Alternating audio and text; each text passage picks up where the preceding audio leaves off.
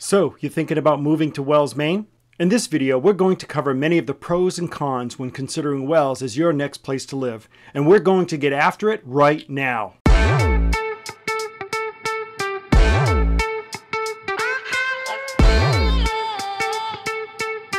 Hey, if this is your first time to our channel and you'd like to learn everything there is to know about living in southern Maine, then click subscribe and tap the bell so that you'll be the first to know about the current market in southern Maine.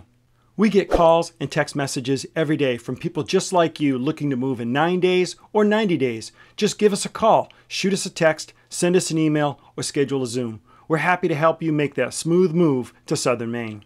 Okay, Wells is largely a tourist town, and that's because of its beautiful beaches, which stretch pretty much the entire coastline of the town. There's only like maybe a half a mile or so that's actually a rocky coast, which is also very beautiful, and you can walk along that as well. The town has a population of over 11,000 people, and in the summertime it's estimated to quadruple in size. This brings us to the first pro, which is obviously the beautiful beaches, as well as the marshes, which are homes to lots of different animals. If you get a chance to stop and take a look out there, you'll see geese, ducks, and even deer if you wait around till dusk. I should also list here the parks in Wells. You have Wells Harbor Park, Webhanet Falls, Wells Barren Reserve, Wells Reserve at Laudholme, and of course the jetty, which the kids love walking along if you get a chance to go out there. I should also note the Wells Parks and Recreation. I was on the board for a few years. It's a great program. They maintain some tennis courts and a little bit of pickleball if you want to take advantage of that, although it's not covered in the wintertime. They also run a great summer camp program when the kids are home from school break.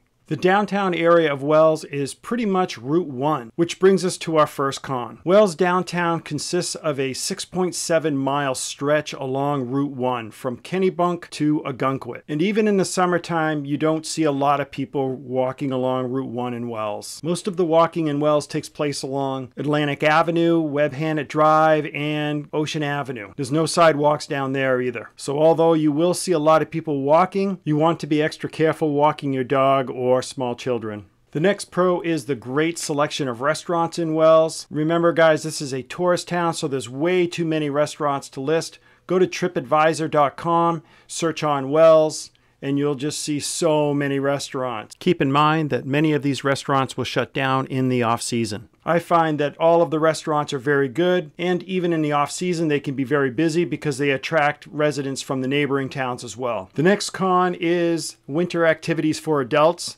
There really isn't too much to do in Wells in the wintertime, so you probably end up visiting one of the neighboring towns like Sanford, which has 6 indoor pickleball courts, or maybe Kennebunk, which has a covered ice skating rink. Wells does have a fitness center, but if you're looking for something like a Planet Fitness, you're going to want to head to Sanford or Quest and Kennebunk. The next pro is the proximity to airports. Wells is right off I-95, which puts it about 40 minutes to Portsmouth or to Portland airports, where you will find commercial airlines. I fly out of both of these airports on a regular basis, and they're fine for spring, summer, and fall. However, I do not fly out of these airports in the wintertime simply because inclement weather can be a problem flying in and out of these airports. I've had delayed flights. Sometimes I spent an extra night somewhere because I can't get a flight back. So your best bet in the wintertime is to fly out of Boston, and that's 90 minutes away. Another bonus to Wells is the proximity to Sanford, which has a large runway for those who have their own plane.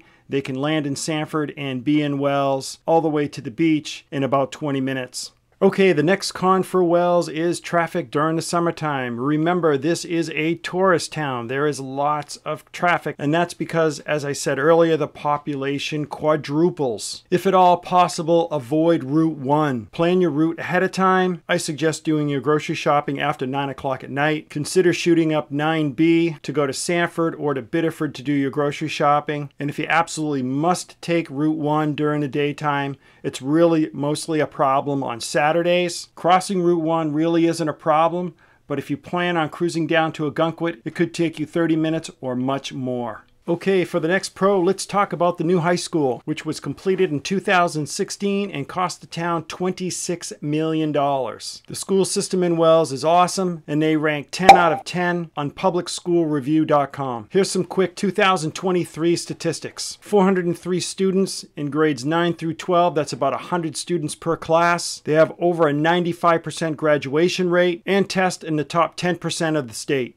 Okay, for the last con, let's talk about real estate, which I really don't think is necessarily a bad thing. The median income in Wells is $70,000. The average home price in February sold for just over $400,000. In that month, 47 homes were sold, and these statistics are from redfin.com. We are noticing that homes are staying on the market longer than they were last year. Inventory is lower. If you have questions about the properties you're looking at or the neighborhoods that they are in, please give us a call and we can help you. We are seeing a similar pattern with home sales in other towns along the coast. Many of the homes listed right now in Wells are actually new construction, ranging between $500,000 and $600,000. If you want to build a new home, we can help you find a reputable builder. If you live in Wells, feel free to make a comment below. Please be nice. If you're looking for something in a neighboring town like Sanford or Kennebunk, click on Living in Southern Maine for this channel and check out our other videos. And remember, whether you're moving in 9 days or 90 days, just give us a call, shoot us a text, send us an email, or our favorite, set up a Zoom. And until next time, we hope to show you around town.